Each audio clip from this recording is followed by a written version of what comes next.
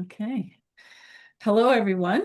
I'm Dr. Heather Boynton. I'm an assistant professor at the University of Calgary, and I have been a therapist for many years and also a manager in mental health. And spirituality was evident in a lot of the work that I was doing and led me to researching it. And so this presentation is based on a lot of my experience in practice and in research and pedagogy. And I'm here today with my PhD candidate, Sarah McGreer. I'll let you introduce yourself.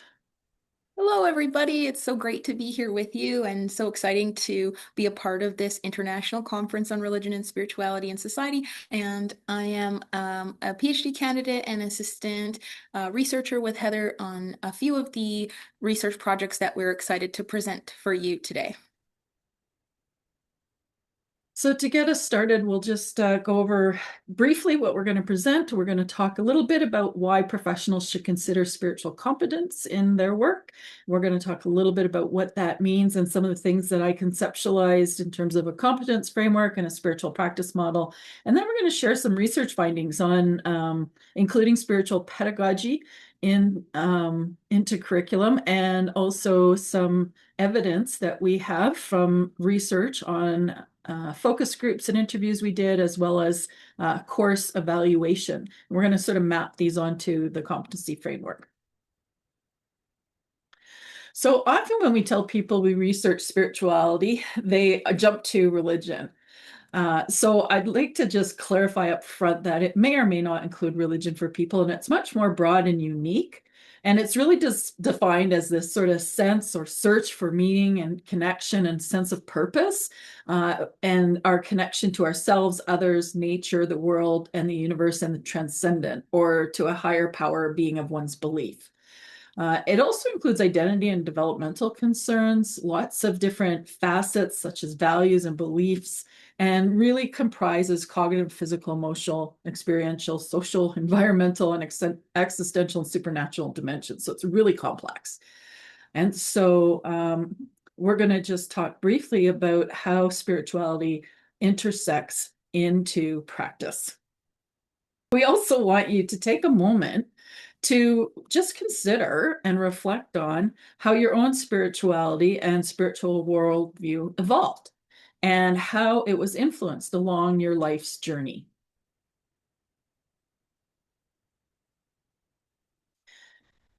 Also, we want you to sort of think about, when we think about helping professionals with spiritual competencies, we want you to think about a moment in your own training or even in your practice, whatever field you're in, when spirituality came up, or even if it was avoided. And did you feel prepared, or do you feel unsure of how to respond? And maybe what got in the way?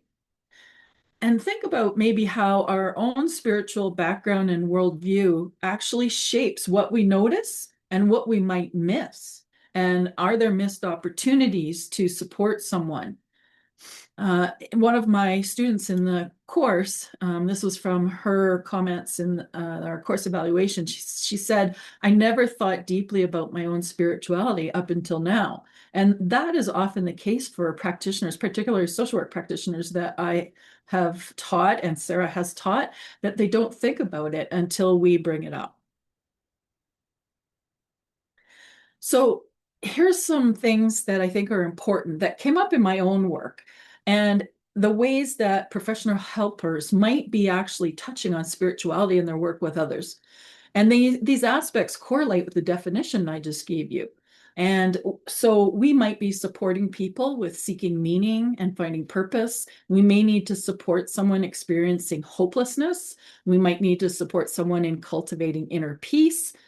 And particularly when working with children, we want to be open to mystery and awe and wonder. Often in our grief experiences, we experience things like maybe seeing or hearing things. There's fascinating experiences people have. We might have deeper interactions with nature. We might see butterflies or birds or deer or foxes, and many people feel that they're connected with a loved one who has died. And we also might need to help someone navigate some of their spiritual relationships. For example, someone who's gone through trauma might have anger at a higher power and ask questions such as, why did God let this happen to me? There might be questions around morality and ethics, particularly for veterans or first responders. We also might be helping them to reintegrate their worldview, because trauma shatters our worldview and our belief systems, and we have to pick up the pieces and try to put things back together again. And so we also might need to strengthen someone's capacity for connection and interconnectedness.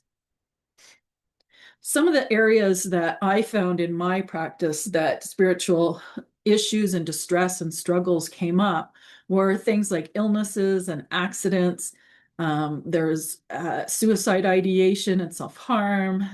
Often there were teens who maybe had an abortion, who were worried that they had killed a soul and what would happen when they died, or having issues around sinning by having sexual encounters outside of marriage. I also saw a lot of social justice issues and fairness and equality, things like eco-spirituality or eco-spirituality angst, where we see a lot of youth these days being concerned about the environment.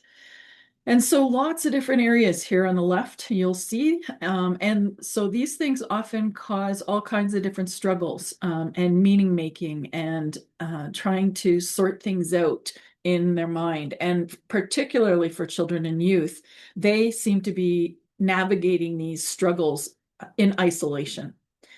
And so it's important that we have the capacity to attend to these things. We also might have youth who are maybe religious, but identify as 2S plus or LGBTQ, and they might be experiencing isolation, alienation, rejection, even excommunication, disconnection from their spiritual communities. So these are reasons why we need to address this. Another important aspect is thinking about post-traumatic growth. So post-traumatic growth often happens after a traumatic event. And individuals start to consider their life and their priorities in life. They might become more in tune with what they want out of life and the life worth living. They might reevaluate their relationships. And so post-traumatic growth, as seen by Tedeschi and Calhoun, has 5 dimensions, which are on the left: appreciating life, new possibilities, personal strengths, relating to others, and spiritual and existential change. Myself and Dr. Viss actually have argued that these elements are all spiritual in nature, not just the last one, that they all include some type of spiritual component. And we've written an editorial on that in the Religions magazine, which is open access. And so what we want to really consider is, how can we look at post-traumatic growth and facilitate that as someone goes through or in the aftermath of trauma, and how spirituality might support and strengthen post-traumatic growth. And post-traumatic growth is a process and an outcome, and it's different than resilience or just bouncing back. There's actually a deepening and a growth and almost a spiritual development that happens. So this is another core area that we need to think about. The other thing that's really important in terms of what we're seeing in the research around neurospirituality is that many spiritual practices have absolute amazing benefits, right? So things like showing positive changes in the brain, where we might see greater development in the brain, and that where certain areas there's more density. And these practices also lower stress rates and blood pressure and support the parasympathetic nervous system. So if we can equip people with really focusing on their spiritual capacities and strengths, not only are we helping them from an embodied perspective, but we're also really strengthening their spiritual life moving forward, which will help them in terms of future adversity. So let's take a look at what this information has sort of guided me and Sarah and my research team into looking at spirituality and spiritual competence. So, in thinking about what is spiritual competence, it's really about a professional's ability to really understand and respect and appropriately respond to a client's spiritual or religious beliefs, their values and practices as part of ethical practice. And so, it really necessitates a respect for diversity and responsiveness, attuning to it, attending to it, listening and responding. So, creating a safe space for people to be able to talk about this is important, both in the classroom and in practice. So a spiritually sensitive professional who's really authentic and respectful, humble, transparent, caring, curious, is someone who's really interested in the other's, story and what's going on for them, and who really can develop a transparent and respectful relationship, and be an agent of hope, really, and capitalize on the positive aspects of spirituality to help people with transcendence and growth and healing. So I then started to think about, after I started thinking about what is spiritual competence, I started to think about what are the elements of spiritual competency. And so I came up with these elements here. First is we need an awareness. So we have to check our ethnocentricity. We have to think about our own spiritual worldview and cultural and ethnic aspects, and really engage in critical consciousness, a reflective and reflexive practice, and really holding ourselves accountable to provide safe care. So we need to question our own biases, attitudes, assumptions, stereotypes, and prejudices, and our values, as well as the power dynamics that are going on in the session that we have with someone. And from a critical spiritual lens, students really need to understand that cultural and spiritual oppression has and can occur through structural and systemic ideologies. In terms of safety, this relates to creating relational, psychological, physical, and spiritual safety. We can hold space to have safe spiritual expression and dialogue. We can also set the stage for relationship repair. So saying something like, if I do or say anything that offends you, let me know so we can talk about it, or I can stop doing it because I don't want to be doing something that's not helpful for you. And you can also say, I'll do the same. I'll let you know if things are, not sitting right for me. So creating this relational safety really allows the individual to feel that their spiritual aspects of self and identity are being held in safety. And then humility is a commitment to an engagement with a lifelong process of learning, right? Not coming in as an expert or a knower, and that we really are open to considering different cultures and spiritualities and to learn from the other person. And thinking about the 3 Ps of power, privilege, and prejudice that are linked with culture and spirituality. And attunement, I build this off of Hoskins' work, which talks about really deep attention and unconditional regard and resonance with another. And this is one of the most important skills of connection. It's really being fully and authentically present and sensing the energy of the other person and mirroring a response to their energy. And really thinking about love. We don't talk about love much in social work or in some of the helping professions, right? But real true attunement really involves unconditional love. And what Buddhists might call loving kindness, or Martin Buber calls the I-thou relationship, or we might think of agape love. So this is really part of attunement. Ethical practice, of course, is about not imposing our personal beliefs and really knowing our professional boundaries and scope of spiritual care and when we might need to refer elsewhere, but also considering if the referral is going to be helpful or appropriate. When we think about appropriateness, we want to think about tailoring our services and interventions to ensure that the fit and congruency align with the person's spiritual and cultural beliefs of the individual and the family. And we also want to think about how some of our therapies stem from certain epistemological stances, right? Things like mindfulness and yoga have philosophies behind them. So we want to really consider informed consent at a deeper level. In terms of competencies, we want to think about what are the knowledge, skills, and attitudes that we require for a spiritually sensitive practice approach. And being open to non-Western approaches as well. And things like, how are you going to approach people sharing spiritual aspects? For example, in some cultures, seeing and hearing and communicating with spirits and angels and ghosts is normal or even revered as a spiritual strength or skill. So we need to look at how do we determine the difference between spiritual strengths and psychosis, and thinking about different belief systems, ways of being, and functional capacity. So we want to think about how do we equip people with these skills and competencies and develop this area of spiritual competency. The next thing that I did is I looked at the competency framework. So I have published on this in the International Journal of Spirituality and Religion. And I started to think about what are the different levels, right? So we have an exposure level where there's sort of this building of awareness. We have an immersion level where an individual starts to know how to do things and how to approach spirituality and how to assess for it and how to make decisions, and they start to apply that. And then in the third level is mastery and integration, where they really start to demonstrate knowledge of the skills and demonstrate the attitudes of being a spiritually attentive clinician. I started to look at the knowledge, skills, and attitudes. So knowledge in terms of concepts, theories, tools, and interventions, and skills such as assessment and intervention aspects and evaluation. Also the safety and attunement and appropriateness that we talked about earlier.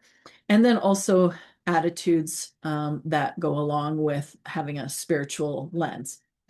And then I started to look at what are the domains that we need to think about. So a spiritual worldview, our own and someone else we're working with, the theoretical foundations, the ethical practices, intra and interpersonal competencies, and then professional practice aspects, as well as our own spiritual self-care and professional development.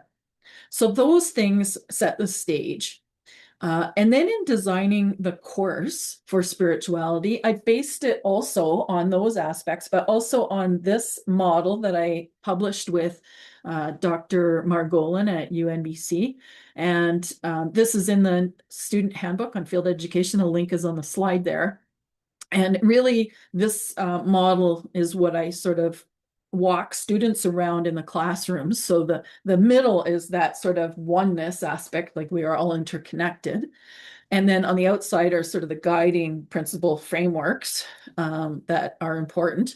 And then the wedges in the center there are all the different aspects that I felt were important. So theories of resonance, spiritual attunement and competencies, spiritual and professional identity, spiritual self-care and a way of being, making that a daily practice, spiritual assessments and interventions, tools for hope and creative practices. So these are some activities and rituals and things that can be used that might be helpful for different people. Thinking about transcendence and things like Maslow's hierarchy of needs, and then also how we can become spiritual influencers, where we are addressing systemic aspects, policies, practices, and how we're attending to the spiritual aspect in care. So let's just go into now the research and findings. So I'll pass over to Sarah here, and she can walk us through some of these slides. Okay, for sure. Thank you, Heather. So with our research here, we had a 3-year journey. The gap that we looked at was we knew spirituality was a part of the CASA's social work educational standards, but we also knew as educators that it's largely absent from training. We know that the social workers that we're training for the future are feeling ill-prepared to incorporate a sense of spirituality in their practice with individuals, even though they have come with knowledge and their histories. And so we wanted to address that gap. So we asked, how do educators, students, and spiritual leaders describe what is needed to teach spiritual competencies? in our research journey, we did a literature review. We were able to conduct focus groups with various individuals, interviews across Canada and within students and leaders in Ghana. And we were able to do an extensive course evaluation from students who participated in our study and had completed a spirituality and trauma course at the University of Calgary's Faculty of Social Work. So the answer that we came up with was a scaffolded competency framework and spiritual development spiral grounded in the diverse voices that we were able to hear from and that we're sharing with you today. So we heard from undergraduate students in their course evaluation and the digital stories, which were very enriching learning for us, which we'll share with you today. A very extensive pedagogical tool that we found. Also, graduate students, focus groups, social work educators, chaplains and spiritual leaders, and community elders and faith leaders. We heard from diverse, different spiritual identities: Christians, Muslims, Indigenous, agnostic, atheists across Canada and Ghana, Jewish faith leaders. Sometimes we were even able to talk to them all in the same room, which we just felt a beautiful sharing of knowledge at the same time. So we found four major themes in our findings that emerged across educators, students, and faith leaders across Canada and Ghana. And so these four themes that really spoke out to us were spiritual theories and diverse worldviews, moving beyond Western Christian normative frameworks, and really legitimizing spirituality in academic settings.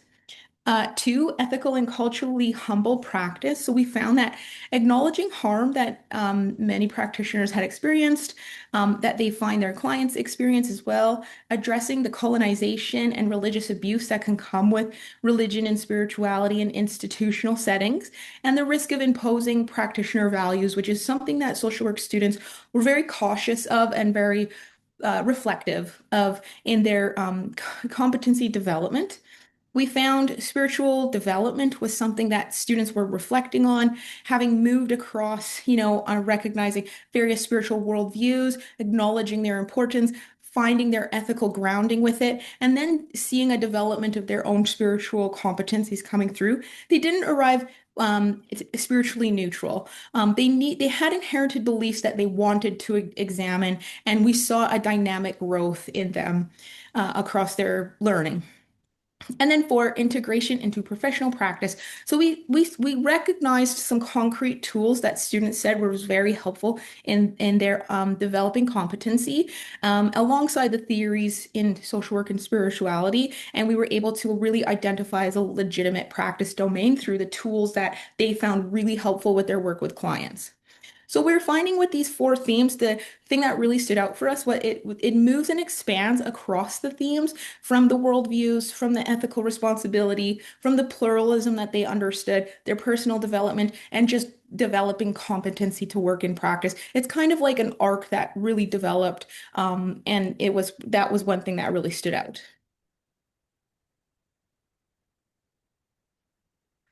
So to delve a little bit deeper into the themes, so in the first theme, the spiritual theories and diverse worldviews, moving from beyond Western worldviews, which, in a room like this, we have all come to the table with various worldviews, and it's very refreshing to see more perspectives than just a Western worldview. And in social work, when we're paying attention to that, when we're paying attention to our clients and our practitioners, we can really value that and step away from a sort of normative framework that is very much one way. And that just gives us so much more to offer when it comes to spirituality, so much more than one truth, something that all clients can really feel enhances their development.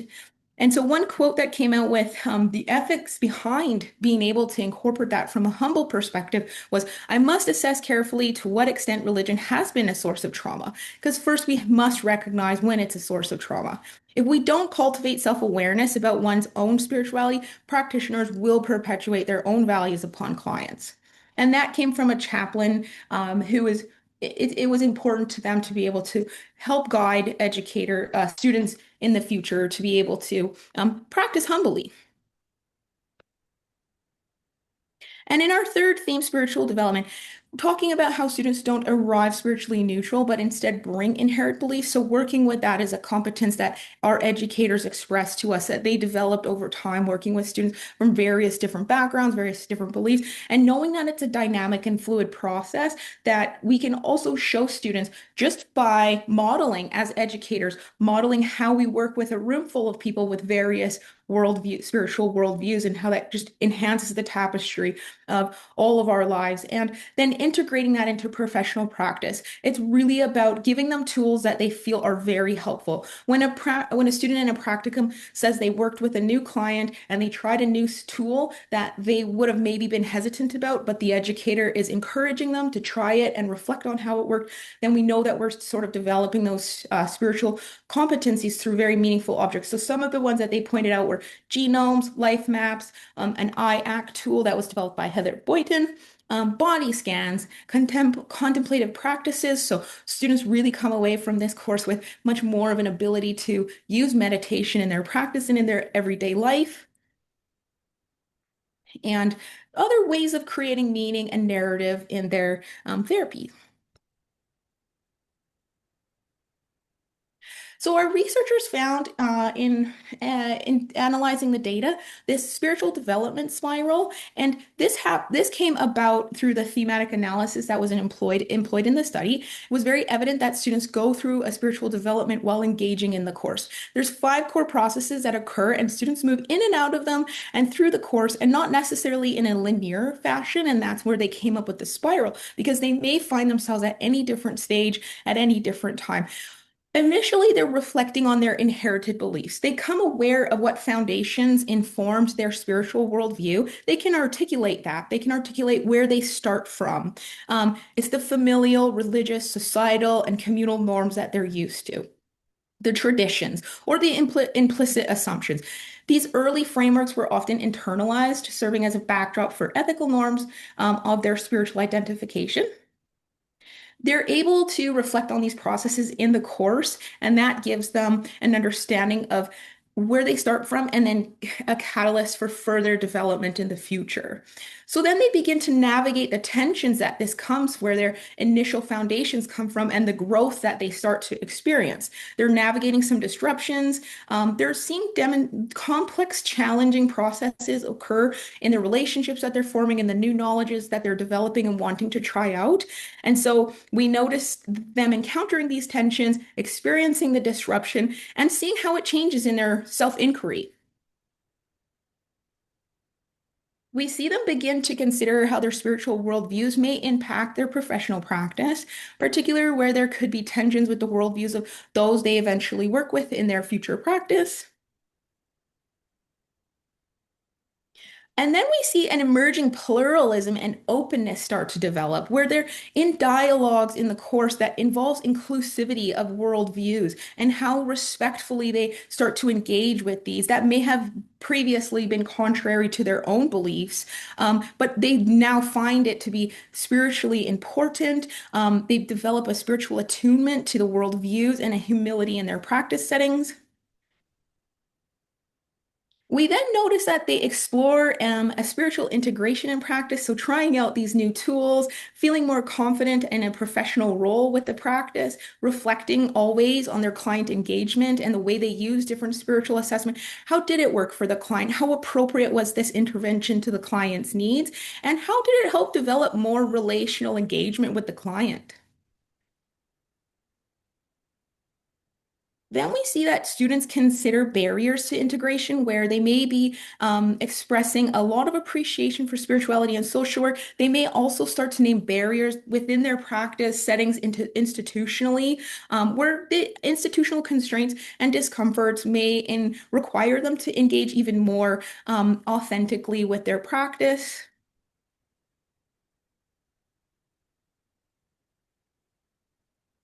So as you see, the development is not linear. They spiral back and forth. Once they hit a point of tension, they may have to come back to some self-reflection before they feel a little bit more competent again in their practice. But the more they reflect, the more they can move around through the spiral, navigate the tensions with a little bit more confidence, and always remaining in that humble authenticity. So we want to show you a demonstration of that learning that one of our students expressed and illustrated for us in a digital story. Yeah, and just before we do that, when we think about this model, it builds off of Mesereau's transformative learning model, which really looks at how transformative learning has people go through disorienting dilemmas and perspective transformation. What we found was this disruption kept happening. It was ongoing and not always linear. And students might actually remain with some ambiguity and complexity and not sort that out. So it was an interesting process. So we're in the we have an article in press right now with the British Journal of Social Work that talks about this in more depth. My Spiritual Journey by Carmel Laria.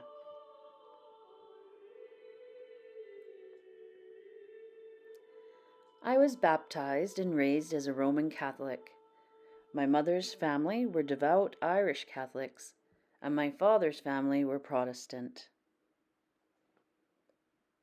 I spent part of my childhood in Southern Ireland, which is predominantly Catholic. I attended an all-girls convent school, was taught by the nuns, and had a very positive experience. Having the opportunity to live in another country and culture helped shape my religious and spiritual views. From my own experiences, I feel that my Catholic upbringing was very Miriam based. We prayed to St. Mary, the rosary was very important. Motherhood or the role of mothers seemed very significant in my upbringing. And it was the matriarch of most families in our community that instilled spirituality and religion in their family.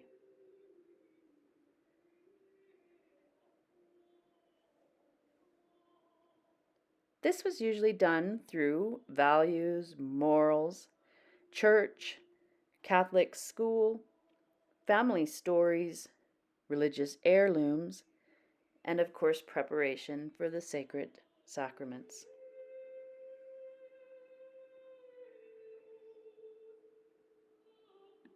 I think because I had a very positive religious influence most of my life, it's difficult for me not to want to defend my religion and share my own experiences. Throughout this course, I was able to step back when I was triggered by negative responses and reflect on my own blessings and take a minute to understand where those responses were coming from. I'm aware that this will also happen in my practice, but I feel prepared to handle it correctly. I will need to listen for the right cues to introduce spiritual ways of thinking about different religions in a more positive light if they do come up with a client.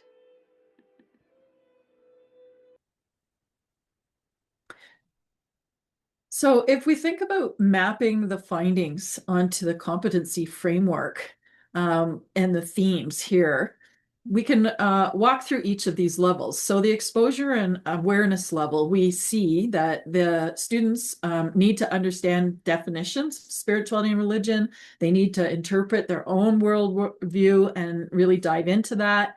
And they get an introduction to diverse traditions and global perspectives and adopt pluralism. And this connects to the first theme with diverse worldviews and theme 3, the spiritual development. In the second level of immersion and experiencing, they're engaging with spiritual diversity and they're doing role plays and things like that. They're confronting some of their assumptions and inherited biases, and they're really exploring the ethics of spiritual practice and ensuring they're not perpetuating harm or they're addressing harm. And this connects to the ethical practice and spiritual development themes. And then the third level was the integration and mastery that I spoke about at the beginning. And this is really where they're applying spiritual competencies in practice. They're using some of the tools that Sarah mentioned, and they're holding this ongoing uncertainty with humility and, getting comfortable with discomfort, really. And this really ties into the fourth theme of integration into practice. So what does this mean for education globally? that curricula must move beyond Christian sort of privilege or Christian norms and include other practices. We need to have Eastern and different Indigenous worldviews. Spiritual competency requires engagement at all three levels of the competency framework, and exposure is not enough. We need to dive in. And the spiritual development spiral reminds us that student growth is sort of recursive, it's not linear, and they may need support. And what we also found was students in the course, as well as the people that we interviewed, said that this needs to be mandatory in curriculum for social work, and I would assume helping professionals, and that further research is needed is what we determined as well. Sarah, do you want to wrap this up? Sure, I would love to. We would just love to take an opportunity to do a bit of a reflection and give you some space to offer you a chance to reflect on some of what you'll take back from this core presentation. So one insight, one thing that you think might shift what you think about spirituality in your own work, maybe the reflections of the students and the educators rang true and you felt were relevant, something you were chewing on but maybe didn't quite have your finger on. Maybe one change that the presentation might offer to you in your own work, something you might do differently in teaching or supervising or practice. And of course, one question that you might leave with as something you want to continue to explore further. Okay, so we are open to questions and comments and happy to connect outside of this conference as well. So thank you for listening to us, and have a nice rest of your day.